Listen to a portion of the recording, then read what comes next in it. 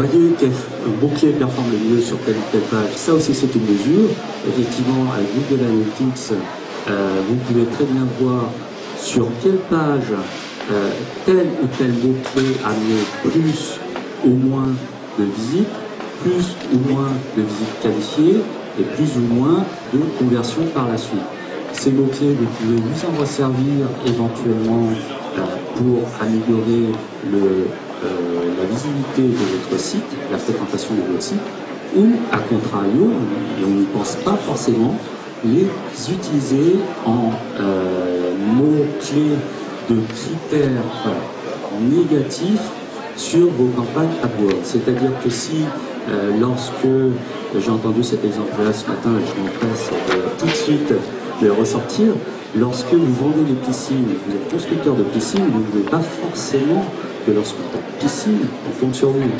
Vous avez plutôt pensé à piscine hors sol, piscine en tel matériau, puisque c'est vous qui les vendez, plutôt que piscine qui va donner je recherche une piscine dans tel hôtel, etc.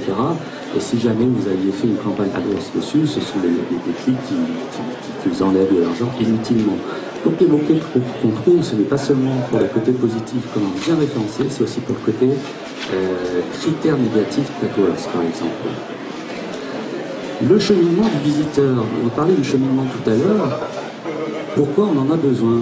Ah oui, pour que lorsqu'un visiteur se trouve à une impasse à un moment donné, il faut savoir pourquoi. Imaginez le client potentiel, l'acheteur potentiel qui a passé l'étape et la barrière, je dirais, de 2 ou 3 pages. Déjà, il arrive à sa page d'achat, il est en train de conclure la vente, et tout d'un coup, vous voyez que grâce aux outils Analytics, il est en train de sortir de la page, enfin de sortir du site. Pourquoi?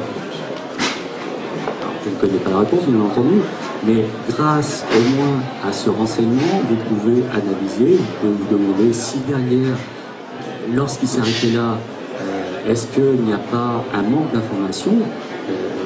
Un exemple flagrant sur les sites e-commerce, c'est le manque d'informations sur les frais de port, par exemple. On arrive souvent sur la page d'achat, on veut acheter, on a dégainé sa carte bleue, et puis tout d'un coup on se dit, mais bon sang, je n'achète qu'un produit à 10 €, combien va coûter le frais de port? J'achète un cadeau pour Noël, dans combien de temps ça va venir? Information très pertinente. Par la suite, c'est la mesure des objectifs. La mesure des objectifs, bien entendu, est-ce que vos objectifs AdWords, et là on parle, je dirais, de liaison avec votre compte AdWords, est-ce que ces objectifs-là ont été atteints? Vous savez tous et toutes, mais sinon je vous le rappelle, effectivement, qu'on peut paramétrer différents objectifs et des séquences d'objectifs. Les objectifs n'étant pas forcément l'acte d'achat, ça peut être aussi le téléchargement d'une newsletter, ça peut être le téléchargement d'une white paper, d'un livre blanc. Quels que soient ces objectifs, il faut les quantifier. Alors si effectivement vous avez entre-temps investi dans une campagne AdWords et que ces objectifs-là n'ont pas été atteints, il faut se poser des questions. Ou alors il faut changer de professionnel du marketing et peut-être venir nous voir. En tout effet de cause, quel est le nombre, quels sont les objectifs qui ont été atteints ou pas? Il y a une chose qu'il faut savoir lorsque vous configurez pour la première fois vos objectifs, c'est que vous configurez une fois pour toutes dans une unité monétaire. Je ne sais pas si, comme moi, vous avez commis cette erreur la première fois, comme c'est par défaut en dollars, vous l'avez mis en dollars, vous vous retrouvez ad vitam aeternam avec des comptes en dollars. Il n'y a qu'une seule solution, malheureusement, pour le moment, c'est de réinitialiser le compte. Dit textuellement par Google, bon, on le prend, on accepte, et c'est mon expression. C'est malheureux, mais c'est comme ça. Dans Google Analytics aussi, enfin, je dirais, il y a une fonctionnalité que j'aime bien surtout montrer à mes clients, que j'utilise pour mettre en évidence la pertinence des choix proposés, de nos choix proposés ou pas, par rapport à une situation passée. C'est l'analyse comparative. L'analyse comparative, comme son nom le dit, permet de comparer votre site à un ensemble d'échantillons de sites équivalents. Alors vous me direz comment ça se passe. Comment ça se passe? Parce que un compte Google Analytics, il est anonyme. En fait, pour avoir accès à cette étude comparative, vous devez déclarer que vous acceptez de livrer quelques données de votre site. D'accord? Ou plutôt des données récoltées par Analytics pour analyser votre site. Et comme c'est un échange de bons procédés, les gens qui l'ont fait avant vous ont cédé leurs données, ont donné leurs données.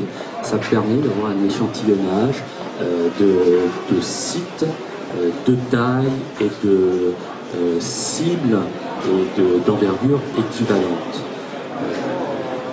Alors, j'ai pris cette colonne exprès parce que quelque part, pour un site qu'on vient de lancer juste pour la démonstration aujourd'hui, pour les ateliers, vous voyez qu'il y a, je crois, sur une semaine, quelques jours, même pas, hein, il y a 80 visites. C'est pas forcément énorme ou pas aux pièces, mais pour un site lancé NextIdo, juste pour illustrer la démonstration, j'ai fait quelques gammes de référencement là-dessus.